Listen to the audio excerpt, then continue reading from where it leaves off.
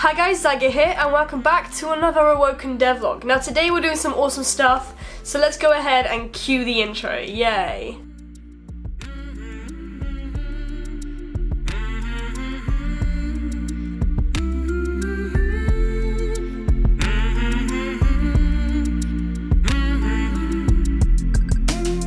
Okay, so we did it. We are on episode 20. Yay! Anyways, I don't want to waste your time, guys, but really, thank you for the support on these devlogs. It has been amazing, and it's been more than I ever actually expected. I really appreciate it. So, at the start of this week, I didn't really have much motivation, and I just didn't really feel like working on Awoken. But recently, I got into a call with Artindi, Fairly, and Metabulous. Now, we were working on our Pixelmania drawings at the time. Now, during this time, Fairly shared some of his game art with us, and for some reason, something just clicked in my head, and I felt motivated again to work on Awoken. And my brain was just filled with many ideas that I want to add and things that I want to work on. So the next morning, I started working on Awoken. First thing that I started to work on was completely changing the enemy AI system. So currently, my AI system was made in a way that I would have to make a completely different system for each enemy, so I couldn't reuse the code that I already had. So it wasn't very effective or good in that way. Now, in my game, there is going to be a lot of enemies, so this system wouldn't work because creating a different system for each AI can be time consuming, and it just didn't really make sense to do that. So I started making a system that can be reused for every single enemy no matter what they are. So it required me to sort of create variables which the player can decide if they want or not.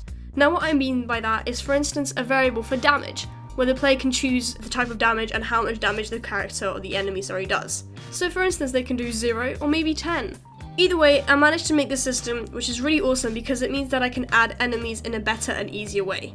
Now, this doesn't just include enemies. This system can be used for other types of AI, such as NPCs, bosses, and wildlife creatures, such as my birds that I have in my game, which is really awesome because once again, I don't have to create a different system for each enemy.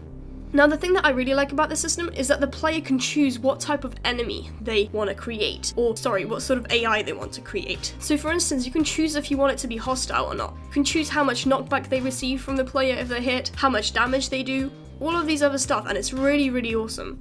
Now, the system is also really, really intuitive, so it basically just means that I can create enemies really quickly, which is really good. So with that done, I decided to create a new enemy. Now, I have many more enemy sprites created, but this week I've only managed to add one. This is because I was working on this system for the majority of time, and also another thing that I'm going to be talking on later on. But be ready for more enemies to come in the next upcoming videos. Really awesome. Okay, so first I had to get an idea of what sort of enemy I wanted to add.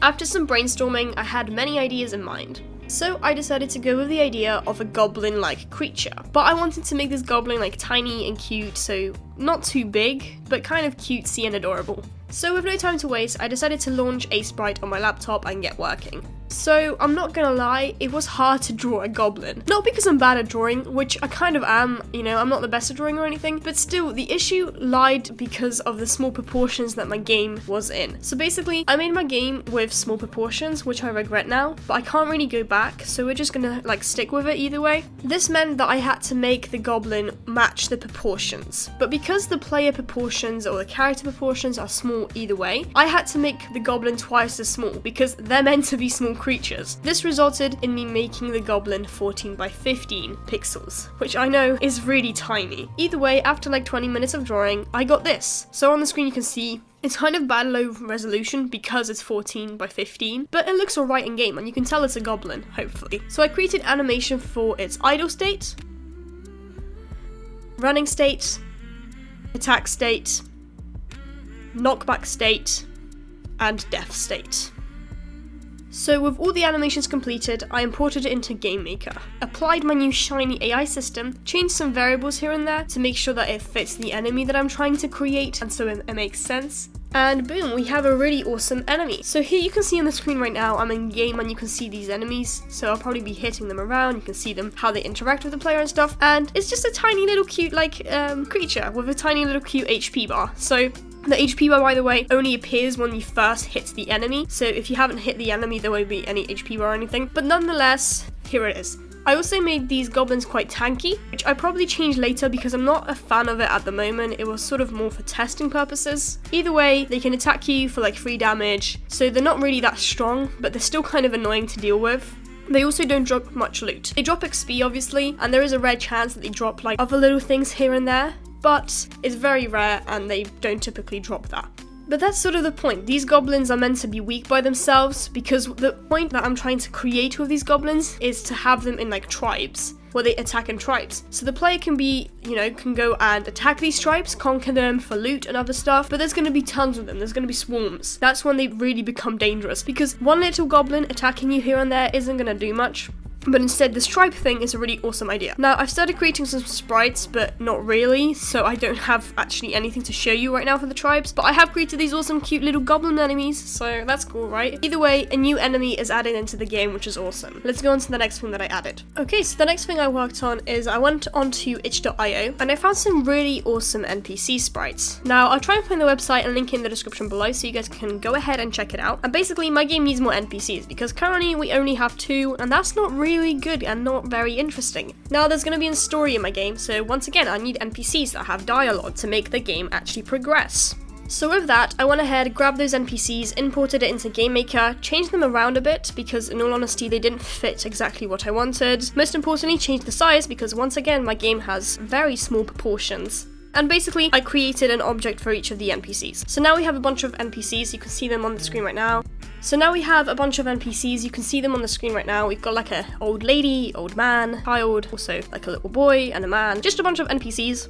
And basically, they all use the same system where, you can go up to him, press E, and then it'll show some dialogue, and the dialogue can be whatever you want. So that's what I kind of added next.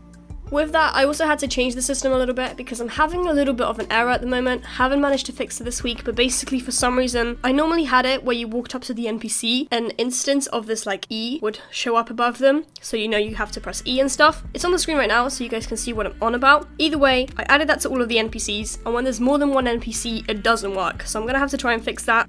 No worries though, I will probably fix it by next episode either way. So now we basically just have some more NPCs. So that's another thing that I decided to work on this episode. Okay, so the last thing that I really wanted to work on today was the last weapon, which was the bow. So some of you may know I have 4 weapons in my game that are going to be sort of the main focus for the player. I did this so there's no variation in weapons, however you'll be able to enchant them and upgrade them as you go along. So the 4 weapons include a sword, mace, and an axe, and a bow.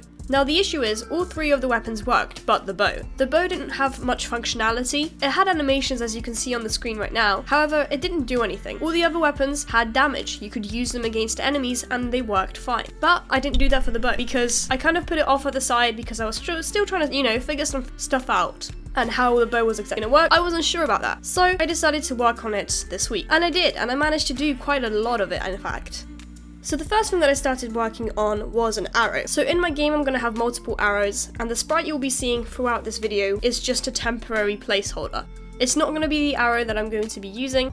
Once again, it's just a placeholder, so don't judge me on the art of it. It's not very good. Here it is on the screen right now either way, so you can go ahead and have a look at it. After creating the basic sprite, I needed to add some variables and some properties to this arrow. The properties of these arrows are very simple. So in the create event, I basically just made sure that it didn't have an animation and that the image speed was 0. And then in the step event, I made sure that the image angle equaled to direction. This was so that the arrow was facing the correct way. This is really important. I also added a final little step that when it collides with any tiles or any walls, it will lose speed so it looks like it's stuck in the ground. It's a cool little effect. Also, after a while, the arrow will disappear. After doing all of that, I decided to add a pickup property to the arrow. This is so that the player can pick up the arrow once it's thrown. Makes sense, right? However, once again, after a while, the arrow will disappear, so the player has to be cautious to not leave it there for too long. Then came the actual shooting of the arrow. So I created a separate script for the bow, as every other weapon has its own separate script. Now in here, I obviously set the different sprites and things, and made sure the direction was facing the same direction as the player.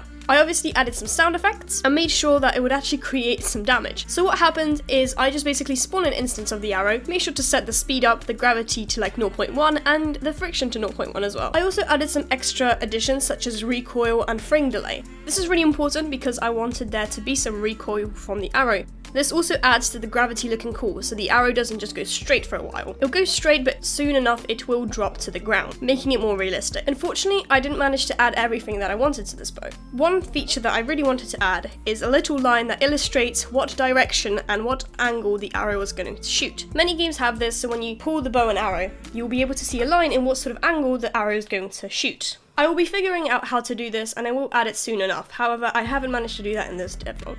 There's a few other things I need to add. Currently the bow and arrow can only shoot one direction, which isn't what I want. I want the player to be able to shoot it in multiple different directions to have fun with it. Either way, I also added a damaging object to the arrow so it can be used to damage enemies. Pretty cool, right? We now have a working bow and arrow, so that is it. That is the last feature that I've added into my game. Oh, I forgot to mention, I did fix a few bugs here and there where the enemies wouldn't spawn and they were just invisible. It was a little bug that I had a while ago. Well, I managed to fix it and it wasn't too hard. So this week resulted in me changing the AI system and making it completely brand new, which was really awesome, adding a few NPC sprites and getting those working.